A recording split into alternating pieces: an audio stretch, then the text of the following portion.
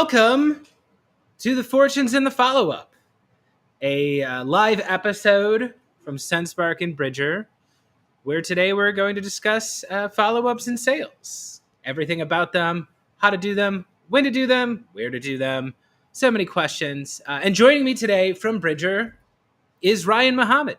What's up, Ryan?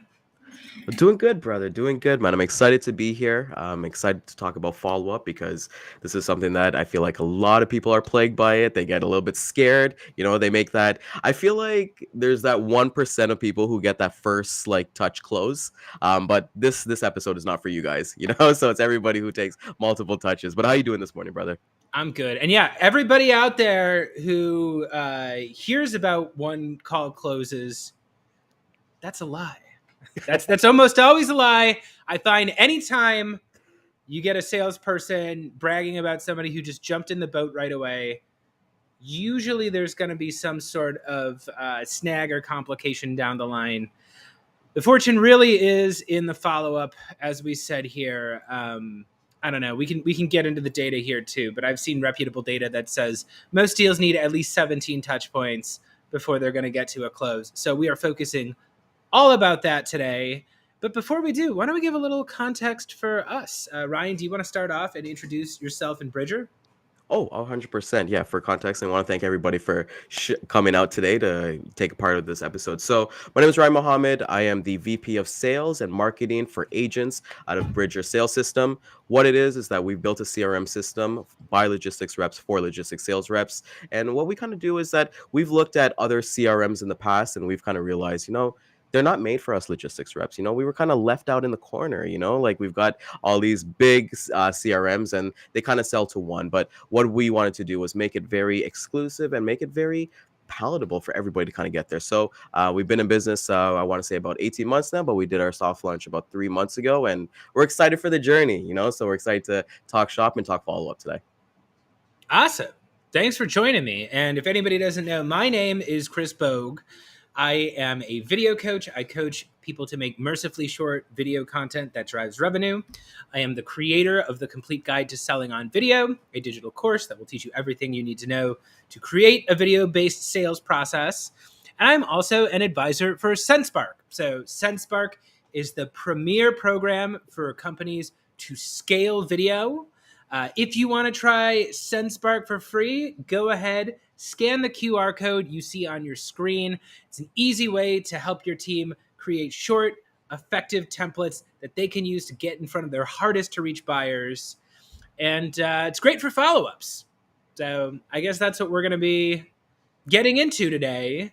And before we do that, we want to hear from you. So everybody, we see a lot of great interactions starting up in the content. We've got Lisa here saying the fortune is in the follow-up. She knows what's up. We got Dan here. We got Brandon. If you are here listening to us today, go ahead and leave us a comment. Right? Yeah, you have to. Don't hide in the shadows. Today's not the day to hide in the shadows. Come out and talk to us, engage with us because this is something that's important. Yeah. We don't know if you're here if you don't leave a comment. So go ahead. You can drop where you're watching us from. If you want to give us hints about effective follow-ups that work in your sales process, we would love to hear them. And if you have questions, go ahead, drop them in the comment section. Ryan and I are going to try to answer every single question that comes through before the end of the episode, because we found out while follow-ups are the most important part of the sales process, people just aren't doing them enough. A lot of it is scattershot. A lot of deals fall off due to lack of follow-ups. So we are going deep into follow-up strategy today. We're going to be sharing what works for us. And if you have great tips about what works for you or works for your team, or if you have dilemmas, if you're getting stuck on follow-ups, now is the time for you to ask your questions. And with that, Ryan, why don't we go ahead and get started? Yeah, let's get started. So even before we get into follow-ups, I want to get into a little bit about what that pressure kind of looks like, because you and I had this discussion about this. And, a lot of people, when they hear of like salespeople, they're afraid. They're just not happy with them. There's a negative connotation about them. For me personally, I think of like, that dirty, slimy kind of salesman selling used cars, at the lot as you kind of pull in and things like that from that aspect. So for me, the reason why we follow up, like we said, the first time closes, they just don't happen. They're false. So we do have to follow up and make our name out there. But Chris, one of the things that I always kind of engage is that I'm trying to build a relationship with somebody. I'm not trying to get to that sale or get to that commission rep because, you've worked in logistics in your past as well. We've looked at our side where, hey, if I call somebody, I might not be the only logistics, whether it be a freight broker or operations person calling that person for the day. So how do we stand out? Right. So some tips for me is like really going for like relationships. Chris, when you mentioned about like pressure, what does that kind of look like to you in terms of having that pressure of actually wanting to pick up that phone call or send that email or send that video out? Yeah, I'm a big proponent of like, how are you reaching out? And we've been mentioning the word pressure a lot because it was something Ryan and I were talking about prior to this episode. But I firmly believe that when people say, I hate sales, Hmm. what they mean is, I hate pressure. And for me, that's more of a reflection, not on me, but on how people expect to be treated by salespeople. They expect salespeople to be indirect. They expect salespeople to be dishonest. They expect salespeople to be pushy, to do whatever they can to extract every last penny out of the buyer. So for me, it's all about showing up as the most helpful version of myself and doing everything I can to show them that I'm a trustworthy person that they can talk to. And I'll pull up Lisa's question here, even though we are talking mostly about follow-ups today.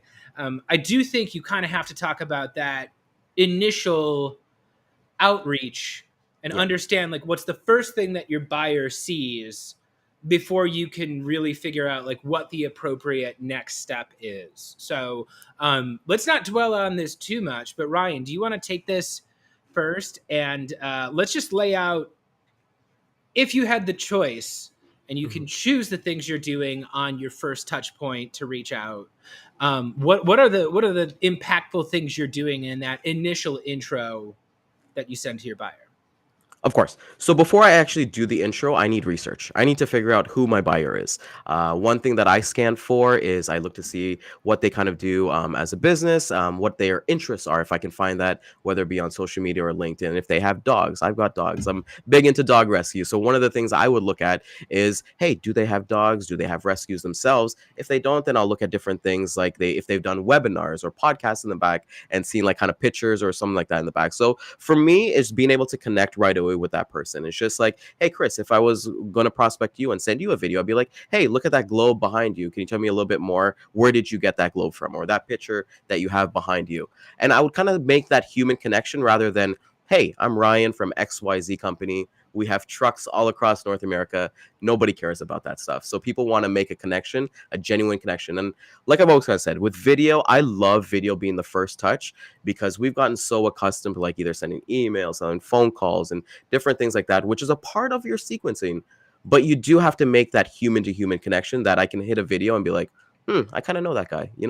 He sounds like somebody I want to talk to. So for me, right away, I want to see what I can connect with them and just lean 100% into that. Oh, see, this is interesting. Now we're going to get into some disagreements here, which is, Okay. part of the point. Um, I have this question that I ask myself with every buyer, and it always changes the way that I'm going to approach them. So, um, for me, I'm always asking, which one of us in this situation is Batman? Right? Am I Batman or are they Batman? And when I say which one of us is Batman, I mean, which one of us do they think is here to save the day? So again, Hmm. I'm a coach. I coach people to get on video. If I am reaching out to somebody who wants me to be Batman, that's somebody who is unsure of what they're doing. That's somebody who's coming to me who's saying, I know I need to get on video. I have no idea what I'm doing. I'm lost. I don't know I don't even know where to start. that person wants me to come in and save the day. And in that case, I'm going to show up as Batman, and my line of argument to them goes like, look, I've done this before. I'm here to help you. I can help solve your problems. I can take care of this for you. I'm going to make it easy. I'm going to hold your hand through the process. I'm going to give you everything you need. Don't worry about it. Now, sometimes I am talking to somebody else who wants to be Batman. So I also sell Mm. to CROs, VPs of sales, founders. I don't know if anybody there in the audience has ever met a VP of sales. They are not exactly lacking in confidence, right? They tend to be hyper confident people, and they want to save the day, right? They're the ones who are the hero of the story. They think they know everything. In which case, my pitch changes a little bit, right? If I know the buyer wants to be Batman, I'm asking myself, okay, am I Robin or am I Alfred? Hmm. If I'm Robin, that means I'm going to join up with them to save the day, right? That conversation looks like, hey, you're supposed to be saving Gotham here. Why are you fighting low level street thugs? You should be out there fighting the villain. You should be out there saving the day. Let me help you take care of these low level tasks that aren't worth your time, right? And if I'm selling to a Batman who wants me to be Alfred, what Hmm. they want is a little bit of professional distance. They want me to come in there and just tell them, hey, this is what's available for your tool belt. This is the newest and best and most state of the line equipment you can have. Here's the reasons why you should equip this, and it's going to make your job easier. And in logistics, that looks like somebody to me who wants to skip the chit chat. Hmm. They're not looking for me to necessarily like get invested in their backstory and connect with them on this person level. They want to know, hey, do you have a truck going from Tallahassee, to Oregon or whatever? In which case, yeah, that's a much shorter and to the point video where I'm saying, hey, I know you have routes going this way. Here's what we have available. Here's Hmm. the button you can click if this is something you need. But for me, it's always a question of like, what does the other person need? How do they want to be communicated with? And in the case of a follow up, or in the case of a first outreach that failed last time, I'm going to go into Gong. I'm going to go into the outreach program. I'm going to use whatever CRM my organization has been using to log call activity. And I'm going to say, okay, what did they say no to last time? Hmm. How can I not show up as that? And if the problem last time was a sales rep came by and they were making too much chit chat and too much small talk, I'm going to get straight to the point. And the flip of that is if they had a rep who came in too strong, went straight to the point and immediately got the brush off, I'm going to go in with a little bit lighter of a touch. I'm going to go in a little bit softer. I'm going to go in a little bit more personal. But for me, it's always a question of like, how does this person view themselves? How do they view the role that they play in their organization? What do they view the problem as? And I'm always showing up as a solution to that. It's a long-winded answer, but I love that though. I love the I think I got to take that myself into my own kind of thing. Like, hey, maybe not Batman. Maybe I want to be like Superman. Maybe I'll switch it up. Switch it up from the characters. But I thought that was a great analogy that you made because who needs to save the day?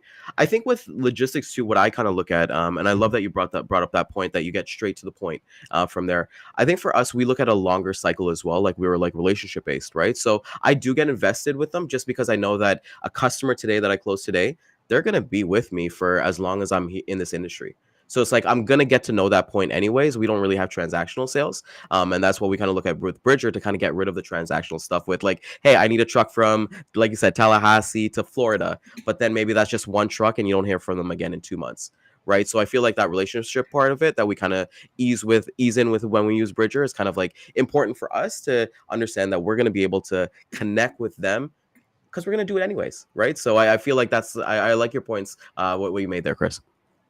yeah, thank you. Well, I guess this is another thing we can talk about here. So I see Dan said qualify, qualify, qualify, ICP within the first 3 seconds. For me, how I think about follow ups is like I kind of have to train the buyer for what to expect, you know? And again, I don't think of it as being transactional necessarily, as it is like, what kind of expectation am I setting for the future? And I find one of the things that sales reps struggle with, and customer success struggles with this too, is oftentimes we are doing the outreach that's convenient for us, Hmm. and we're not really considering what the customer needs, right? And an example of this, if we have any customer success people in the audience here, anybody who manages a customer success team, is the check-in, right? Customer check-in. If you sell a SaaS product, if you sell some sort of subscription to a program, you're probably handing that buyer off to a customer success team after the sale. And the customer success team is there to react when things go wrong. They are there to train them how to use the program successfully, and they're there to make sure that the buyer renews. And one problem that I've seen with the follow-ups is customer success waits until they get that notification 60 days before renewal is there. And then they want to reach out and get the buyer into a 30-minute meeting, right? Mhm. And I've done customer success, and this can be a tricky thing, because when you have somebody who is using the platform well, they're not having any problems with it. Sometimes they don't want to have a 30-minute conversation with you. They say, hey, No. you know what? Everything's great. We understand how to use the features. We're really busy right now. I don't have time to commit to this meeting. Then they don't renew. They don't answer your calls. We're sitting here, in the dark wondering what happened. So one of my strategies that I have is I train my users to expect 5-minute phone calls from me. And Hmm. this is something I do. I call it the 5-minute no ask. But instead of making them commit to a half hour, which, let's be honest, sometimes that half hour turns into 45 minutes or an hour, it goes over the time. What I do is I will call current users and I will set a goal for myself to get off the phone before 5 minutes is done. Do I just call, hey, Ryan, wanted to let you know about something new SenseSpark is doing. Promise I'll only take a minute. What's going on?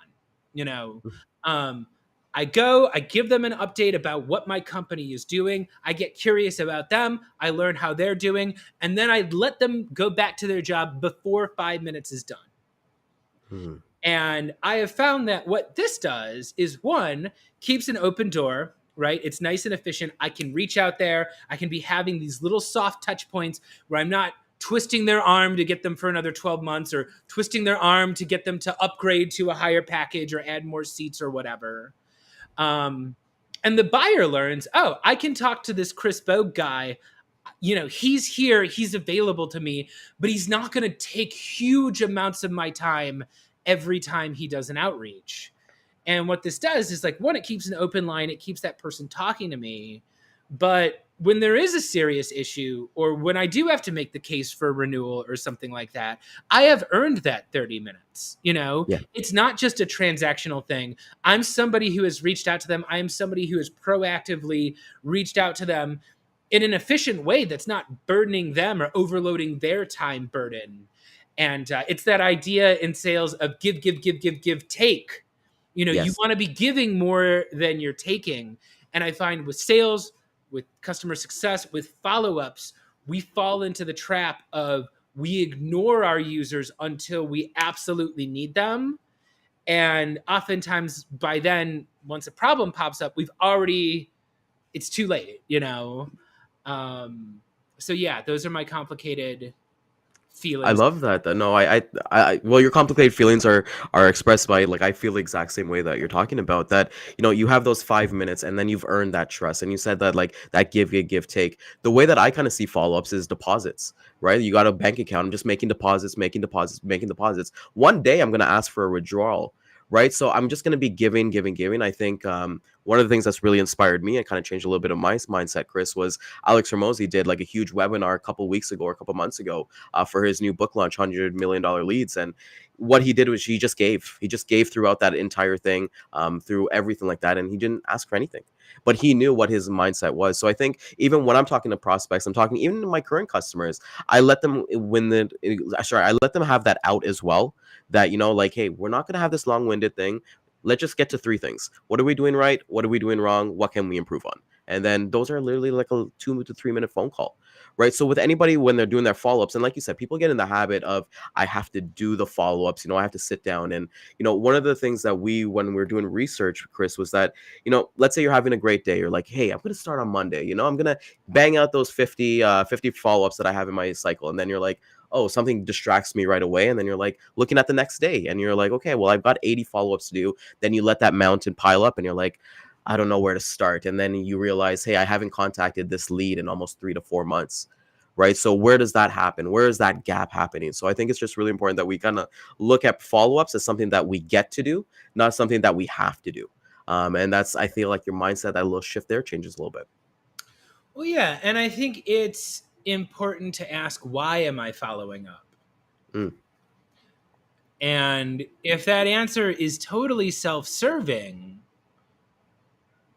as in like, I just want to get them for a renewal or I want to sell them or whatever, those are not going to be as effective. So my thing is like, okay, if I'm following up with you, I don't care if you're a lead or if you're a current user. One, I should have some sort of outcome that I want to get from it, but I should be telling the other person something new. You know, I'm usually reaching out and I write a note on my desk. I literally write to myself, I am doing you a favor. Because I have to remind myself that that's the whole point of this job. So first I have to be clear to myself, like, if this person does pick up the phone, what do I have to tell them that's going to help them? It's got to be something, right? And again, that might be a new feature, that might be a new update. Maybe a few months ago they were proposing some sort of feature to me, and SenseSpark just rolled it out a week ago. That's a great reason for me to reach out and say, hey, Ryan, I wanted to give you an update on that thing we were talking about a couple months ago. We just built that out in the system. Do you got a sec? That's the perfect opportunity for me to let you know, hey, we've heard you. We've implemented this thing you were looking at. And how are you doing? How's it going over there? And again, that's something that's easy for the other person to respond to. I've given them good news. I've listened to them. I'm giving them a sympathetic and an open ear that they can respond to. And again, if it only takes 5 minutes, that's great. I've kept that door open. I've kept that relationship nurtured. I try to take my current users just as seriously as a big prospect or a big lead, and when you start looking one by one, like, what do they want to get out of it? What does a win look like to them? What are the biggest problems they're facing on a daily basis? If everything is filtered through that prism, then you really can't go wrong. Is when you stop asking, what do I want the other person to get out of this, that I find you really get in trouble with these after sale touch points. Another point that I just agree with you there is just, I love when you're coming from a mindset of, because that's the belief that we have at Bridger Sales System, as well as that's serving, being able to, have those conversations with people and let them know about the new features, let them know about what we're working on, instead of like just being, I feel like a lot of sales reps can get stuck in that mode of like, hey, if there's no noise, like they're not reaching out to me, then everything is good. And then you realize that, hey, you've lost your customer, or maybe they start pursuing and start looking other ways as well. So I think when you're talking about us being able to have these conversations with customers and actually follow up, in terms of, it doesn't happen just when you get the sale, like you said, you follow up with your current customers, you want to see how they're doing, let them know about the new feature, so you're at top of mind. Right. And that's where the big V word that everybody talks about, I want to say, all over social media, is that word value. Right. That's where the true value comes in. So that, one thing for everybody who's watching as a logistics rep here, your customer, the best thing that your customer can say to another broker or another sales professional is that, I'm working with somebody. So understanding why they work with that person, or why they want to work with you and be a student of the game. So I think even when we're looking at our topic today, being fortunes in the follow-up itself, is like, you're unraveling, you're making, like we said, you're making those deposits, making those deposits, making those deposits, so that you can stand out from somebody else. And then you start building that, and then maybe we'll talk a little bit about referrals, because I think referral is your best follow-up that you can have. You have your customer selling for you, and then I know that you recently like had like your books and your programs and stuff like that, and I've seen in the comments where like your current students and stuff like that, they're the ones advertising for you, right? So that is such a key element that I think is so important, Chris. Yeah, well, thank you. And let's take a look at Lisa here. So Lisa says yes, and the positive energy created when you have the mindset to go do it shows the person on the other end. And I really want to focus on this idea of positive energy. And this goes back to what I was saying about training the other person about what to expect when they open that email or they pick up that call from you. And positive energy is what I am all about. The last thing you want to happen when you call your prospect is for them to see your number and be like, oh no, oh Yeah. no, I got to deal with this guy again. And I don't think most sellers realize that when you're calling the same person over and over again and they're not picking up, that doesn't mean that they didn't see your call. Usually it means they are hiding from you. They're like, oh no, if I talk to this person, that's going to be terrible. That's going to ruin my day. I've got priorities that need to be completed this morning. This person's going to disrespect my time. Person's going to talk to me for too long. This person's going to try to get me to sign up for all these things that I don't want.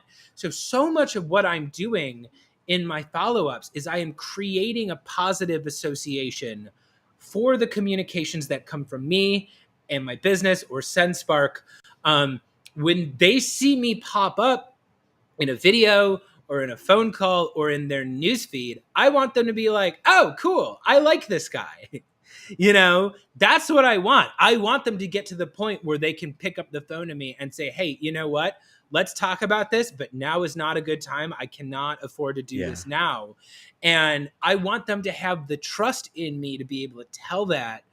If they can't tell me that, if they've got to put down the phone or they've got to not respond to my emails or leave me on unread, that means that I've created a negative association with my name, with my company. And that means I've got some work to do before I can restore that trust and become somebody that the buyer is actually willing to talk to again.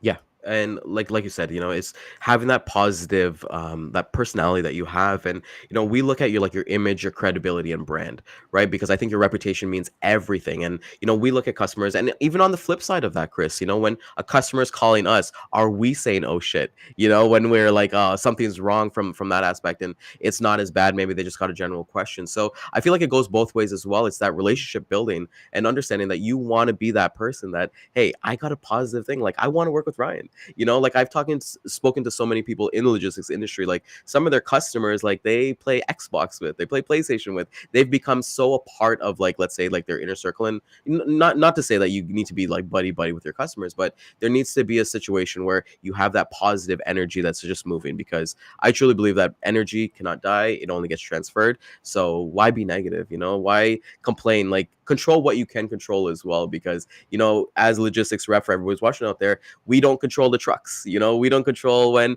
somebody loads the truck physically or anything like that. But what we can control is all the things that we kind of give out into the universe, and educating our customers and getting them prepared for these things, letting them know about new features, letting them know that, hey, we're here for you and we're going to be a resource for you. We're not just going to go like ride with you when the times are high and then leave you when the times are low. Yeah, that's a great point. I see this is a joke here, but I'm just going to bring it up. So Dan says, I think that's how Ryan feels when I call him. We don't have to comment on that. Yeah, we'll leave that one alone. But one reason why I'm a big fan of video, one of the reasons why I'm an advisor for SendSpark, is because video gives you control over your last impression. And I'm here to say, as somebody who's been doing sales for a long time, you are going to screw up. Like there's just no way around it. There are going to be times where you make mistakes, There's going to be times where you come on too strong. There's going to be times where you go for the ask and it fails. There's going to be times where you overpromise and you make people upset because you didn't set expectations correctly. My advice to anybody who is out there doing sales is that video is your chance to create a new last impression. You Hmm. can always control what is the last thing you sent to them and then what is the next thing you're going to send them. And for me, if I because again, we got to be honest here. I've had times where I come on too strong, I'm too confident, I assume I'm going to get the sale, I overlook something foundational to the person, and now I'm in a really tight spot because they've said no, the deal fails, and now every time they look at my email, they say, "Oh, there's that guy that tried too hard," or "There's that guy who was a little Yeah. pushy or a little anxious." And what I can do on video is I can show up as a different version of myself. You know, Yes. if the last time you reached out, you came on too strong or you were pushing too hard for that close, you can send a video that's not pushy. You can send a video that's not overly aggressive. And what the video allows your buyer to do is to watch it on their own schedule. It's different than a phone call where they're sitting here engaged in a back and forth with you and they can't leave until they actually hang up the phone. On video, you can present them with new information. You can let them know about new features. You can bring up relevant points to them. You can share educational content that's going to help make them better. And if the last person who reached out to them was a nervous, pushy, overly aggressive person, you can choose to create a new video where you are helpful, you are relaxed, you are inviting, you are interested in them. Um, but again, it takes the discipline to look at yourself and be like, what was it that they said no to last time? Yeah. And how can I show up this time as something else? And like you said, that first and lasting impression is so important. I personally love email as being that follow-up touch because I feel like there's so you can differentiate yourself in email. I know when you had lavender on, and I use lavender myself to make my email shorter. Have that 50 to 60 word email, let it be low friction, throw out some information and just leave. Like that's what I like to do. Just like it's like sprinkle a little information and then just leave, right? But I love how video is able to kind of give that personality and you're able to like change your last impression exactly what you said.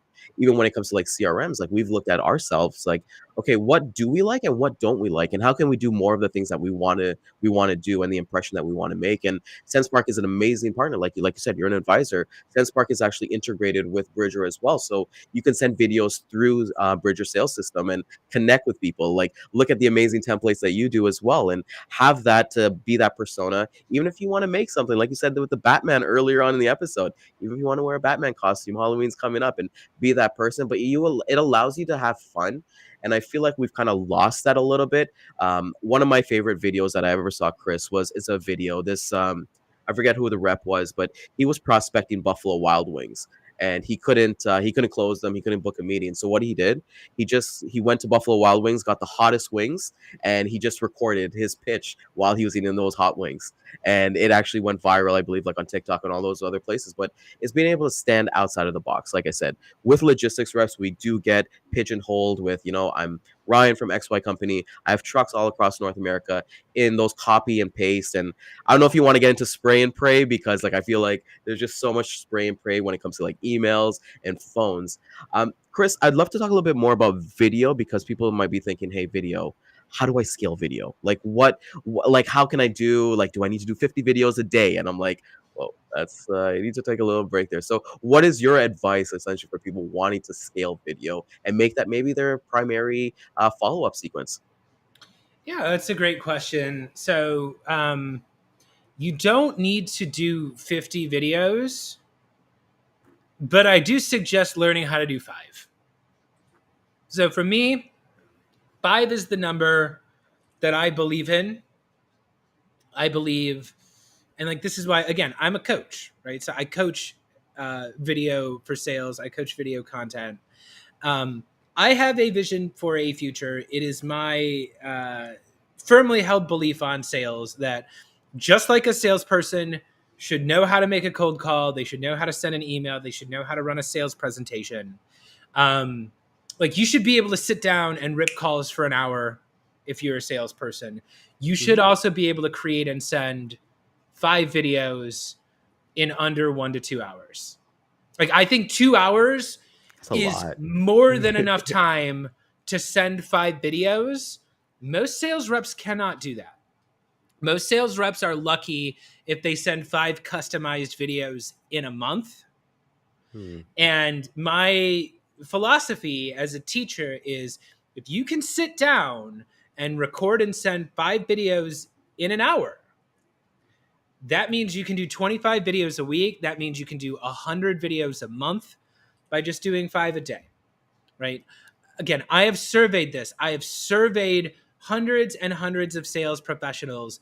Most of them are not even making 5 custom videos in a month. If you can make 5 custom videos in a day, if you can pound out 25 in a week, you are aggressively far ahead of your competition, right? And I think the mistake people make with video is they do too much. They feel they have to do everything. They have to give their whole backstory about everything they do and every problem they solve and every feature they have. And my contention is if you say one thing that resonates with your buyer, you are ahead of the game. You know, and when you look at video in terms of what is the one thing I want to communicate, it becomes a lot easier, you know. And in the case of logistics, maybe that's a route that you want to send out, you know. Maybe that's like your bridger and you've got a CRM that is solving a problem that you know people in the industry are facing. My thing is if I get really disciplined on that one thing that I want to say or that one type of customer that I'm reaching out to, suddenly the video creation process is a lot easier now, right? Because if I'm reaching out to 5 different prospects and they all face the same problem, those 5 videos are all going to be pretty similar. You know, Yeah. I'm going to have 1 or 2 sentences that personalizes it to them. But other than that, I am giving one point of value, one point of information, one question for them to think about. And I'm making it very easy for them to either follow up with me or to follow through on my call to action. But that's a long way of saying that less is more, Hmm. you know, and if you're focused on accomplishing one thing in your video, there's no reason why you shouldn't be able to get 5 of them out in less than 2 hours. And if you can do 5, eventually you can up that up to 10. Again, 10 videos a day, 5 days a week. That's 200 videos in a month. That is way more than any of your competitors are sending out. But you got to keep it simple. And that involves asking, what does the other person need out of this? There we go. What does the other person need out of this? And 5 videos, I just think it's attainable, right? I really think it's attainable. I think, with all, especially with SenseSpark out there, and with like, and knowing what you're kind of going through as well, because I feel like a lot of us kind of get caught up in analysis paralysis as well, Chris. It's just like, okay, what do I say? Let me Google, let me watch some YouTube videos, let me watch some TikToks and things like that. Or it's even the same thing with like an email, sorry, a phone call. It's like, what do I say on a phone call? There's so many things that you can add to it, but when you kind of keep it down to 5 minutes, and know what you're actually working on every single day. A lot of us get like stuck in that, okay, well, I made this phone call, I'm ripping calls for an hour. Okay, I got to go update my CRM. I don't know what I'm actually doing. Oh, I got to go. I found this new lead as I was driving to Tim Hortons. I'm going to give them a call. I feel like if we kind of get out of our own way, I said this on our show, Sales Chatter Live, was that, the only bad follow up out there is the one that you don't do. So whatever your channel that you're looking at, whether it be phone call, DMs, emails, video, even snail mail. I've seen people starting to do snail mail again since after COVID. Just kind of get yourself out there, go knock on some doors. And with Bridger, one of the features that we're solving, problems that we're solving, is knowing that you can actually go in and actually see every single contact that you have in your system, and then know when the last time you contacted them. We'll actually give you those alerts so that you don't have to just look at a long list and be like, oh man, I'll get to it one by one. We're able to actually automate that for you and let you get back into selling, building relationships, because like as you basically said, like you want people to start slow, get to 5, get to 10, get to 15, get to 20, just just do it. Like as Nike always kind of says. Yeah. Well, so this will be an interesting point then. I wonder if we agree on this. Mm. Um, so there's two lines of thought about follow-ups out there. One is that it's okay to send the follow-up email just being like, hey, wanted to see what you thought of this. And then there's the thinking that says you have to be giving them something new or different every time. Where do you fall on that question, Ryan? And let's see if I agree. Okay. So I've tested both. I've done both. Um, Anytime I've kind of done, hey, your thoughts, like question mark, or I would love to get your thoughts on this or something like that, it didn't go positively for me. For me, when it kind of went into, it was like when I went into the situation where I would kind of give a little bit of new information, but then I would kind of bounce it back. It's not going to be brand new information every single time, because you want to know where their head is at. Like if they're going through an RFP process that you're like, hey, I got to get set up in October, but you're reaching out in February. I truly believe in follow up between follow ups as well. So if I'm talking to a customer, they're like, hey, reach out to me in October, then I'm actually going to make sure put a point in my calendar to reach out every couple of weeks to kind of not to see how things are going, but just to kind of give that information. So to answer your question, I don't believe in the any thoughts or the checking in or the touching base follow ups personally, but it's like with everything in logistics, it could work for anybody. Yeah, see, that's the thing too. I actually don't think it's terrible to be like, hey, are you still interested in this? Yeah, I don't have a problem with that. Yeah, I don't have a problem. I Um, think that's good. to me, oftentimes I am not asking anything new in the follow up. Oftentimes I'm just changing the tone in which I ask it. So maybe that first touch point was an email, or maybe it was a video, or maybe it was a phone call. I haven't heard back from them. Sometimes, especially on LinkedIn, I'll do a voice note Mm-hmm. as follow up too. Um, and again, if that first question was very direct, maybe I'm going to make it a little bit softer the second time through, where I send the voice note and I'm like, hey, Ryan, I know that question I asked you is a pretty blunt yes or no question. Uh, really just curious to know if this is something you see at all in your Q4 roadmap. Would you mind just letting me know what you think either way? And no matter what you decide, like, thanks a lot. Um, it's like I'm basically still asking them the same question, but I've come in with a softer tone. Like that's literally making my voice softer. That's asking it in a more open-ended way. Um, but to me, it's like, or maybe I'll just do the opposite. Like maybe my first outreach was a bit too squishy. Mm-hmm. Maybe it was too much of me being like, "Hey, just wanted to give you some information." That follow up might be a little direct, where I'm just like, "Hey, wanted to see if this is something you were interested in talking about this quarter, yes or no." In that case, I've taken something that's a little bit more amorphous and I'm following up as a yes or no question. To me, it's again a question of like, what did I do last time? Okay, that didn't work. Mm-hmm. Let me try a different energy. Let me try a different approach. Let me give them something different this time. And yeah, I kind of agree with your point of like the only way to fail at follow ups is not to do it. Mm-hmm. I literally have had people who message back to me and were like, "Hey, just wanted to make sure you saw this." And I was like, "Oh yeah, you know what? I actually did intend to follow up with you on this, and I just totally didn't." Sure, yeah, send me the calendar invite. Um, you really do got to follow up, and like when in doubt, one simple sentence is not always the worst thing on earth.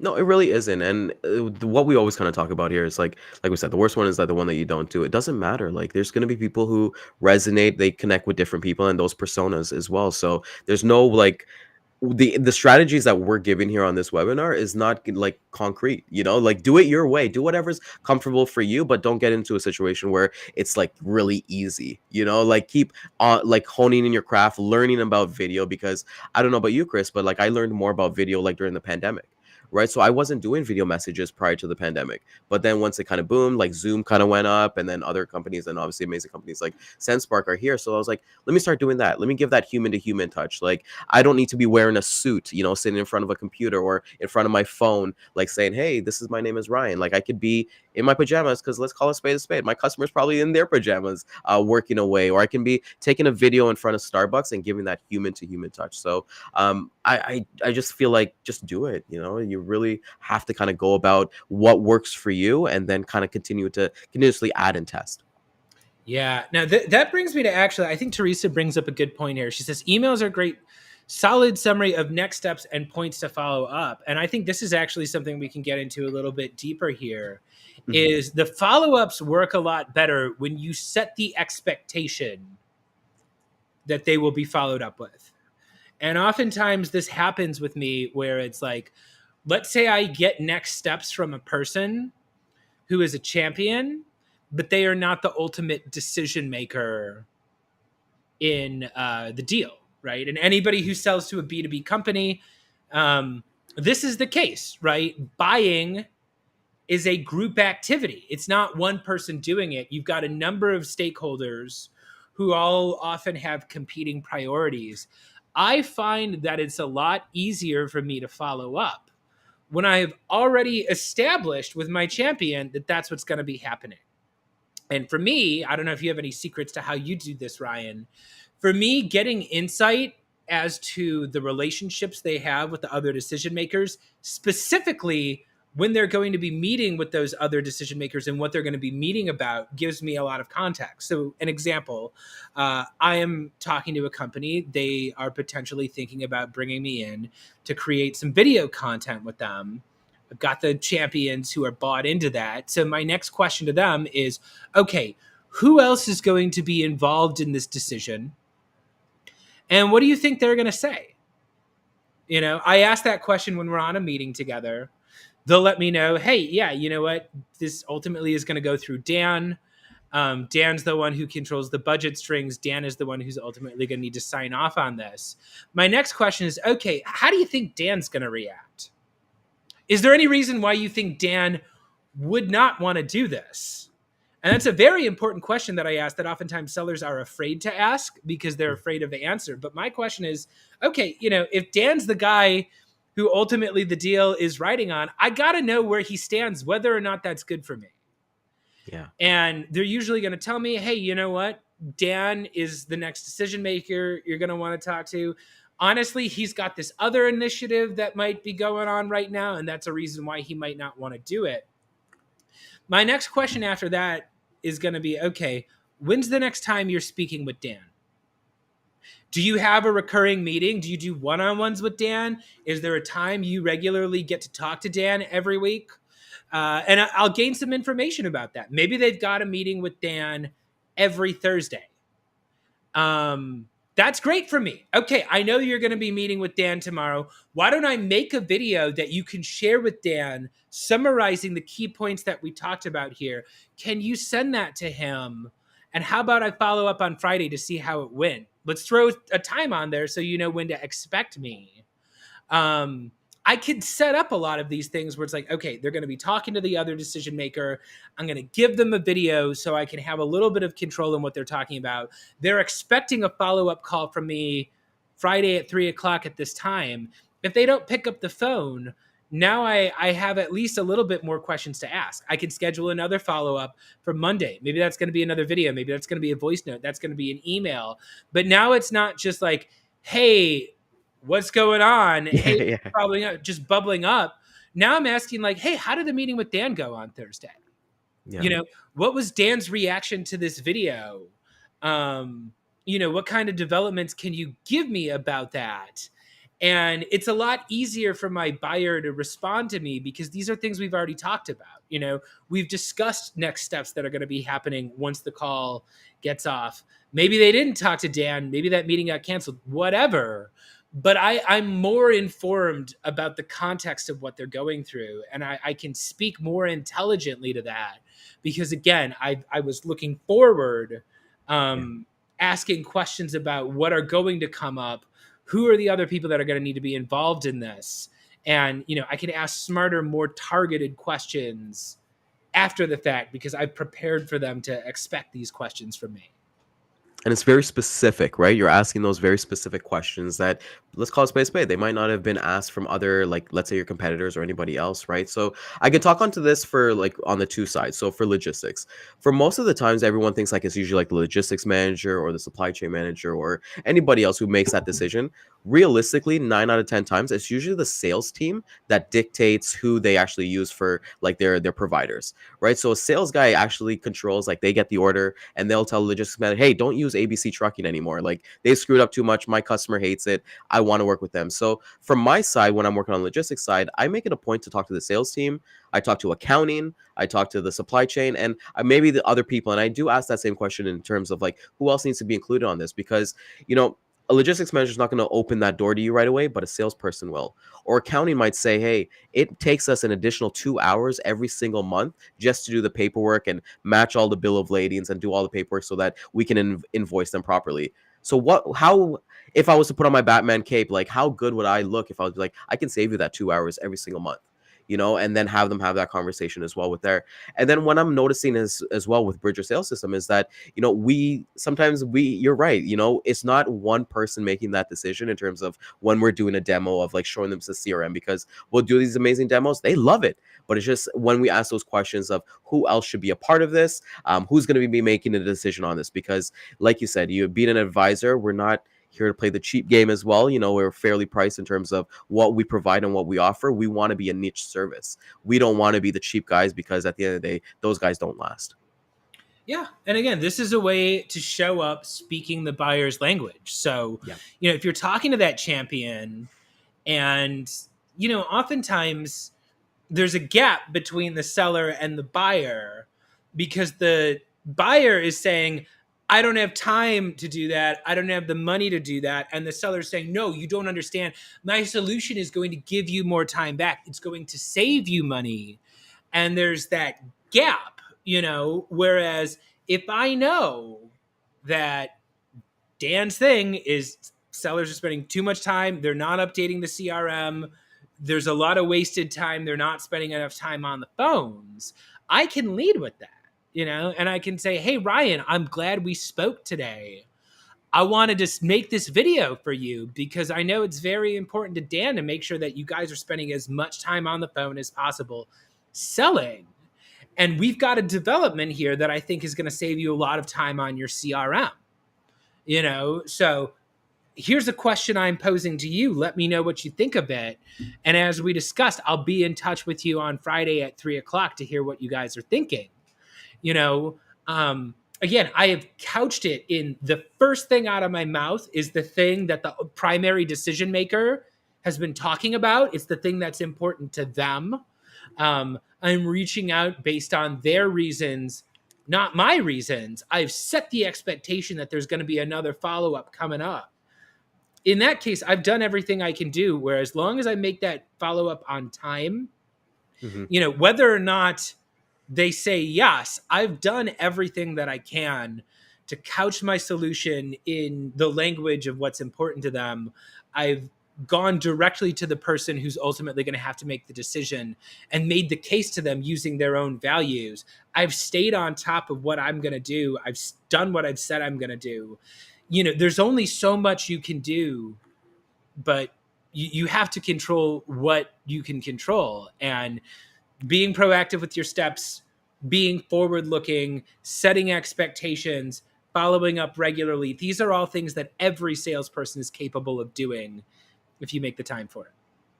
And you make the time for it. And like with our episode being like the fortune's in there, don't even worry about the money, don't worry about the commission, because when you clear all those 4 or 5 things that you just mentioned, it's gonna come. It's for me, when I think of like the fortunes in the follow-up, I think of like, Charlie in the chocolate factory. He's going through all those chocolates and he gets that golden ticket.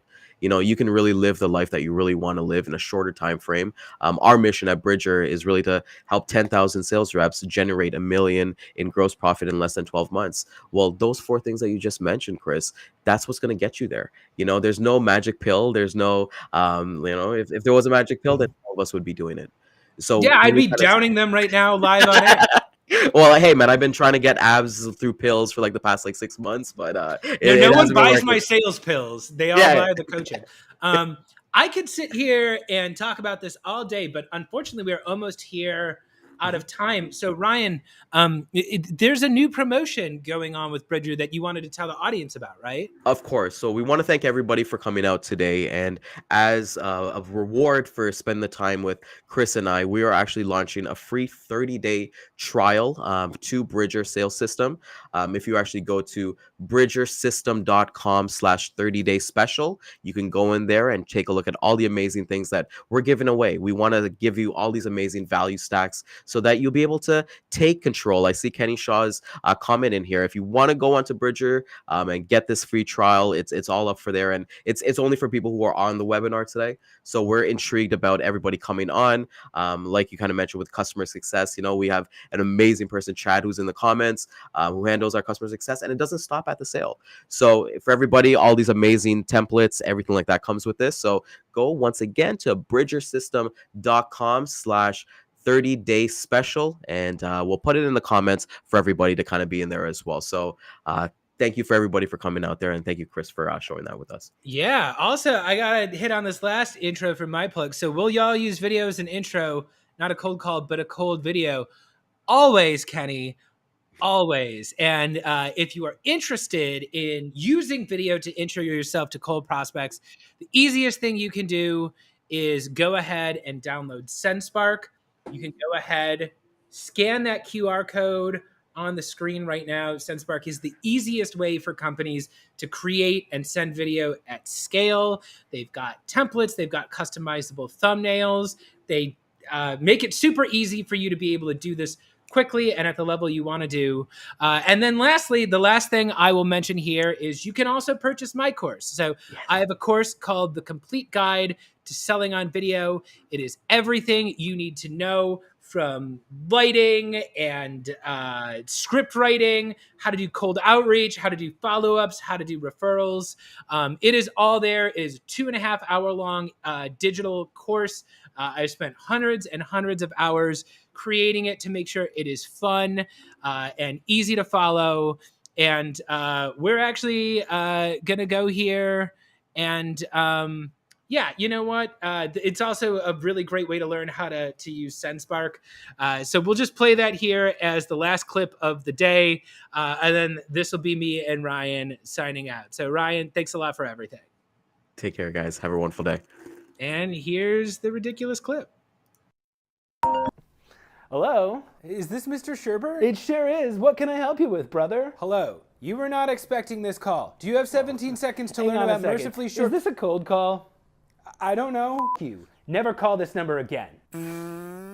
Oh no! Another unsuccessful cold call. You probably don't have time to fuck off.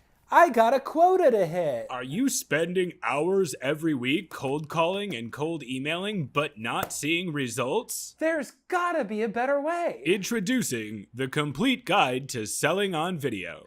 Whether you're new to sales or a President's Club member, this fast and fun course will teach you to efficiently create short, customized videos that get results. The complete guide to selling on video is not sold in stores. Visit chrisbogue.io and use promo code GIMMEGIMME to take $50 off while supplies last. Don't delay, get notified.